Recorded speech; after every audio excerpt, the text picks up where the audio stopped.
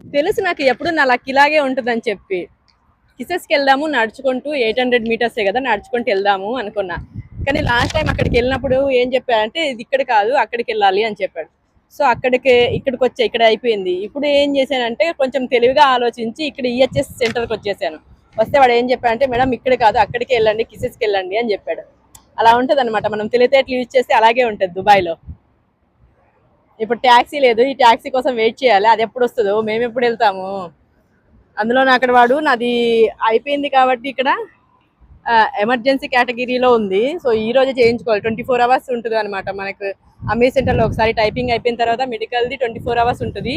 24 అవర్స్లో మనము మెడికల్ చేయించుకొని మళ్ళీ అక్కడికి వెళ్ళాలి అమీర్ సెంటర్కి. వెళ్తే మనకు ఎమిరేట్స్ ఐడికి వీసాకి వాడు టైపింగ్ చేస్తారనమాట వాళ్ళు. సో అది మ్యాటర్.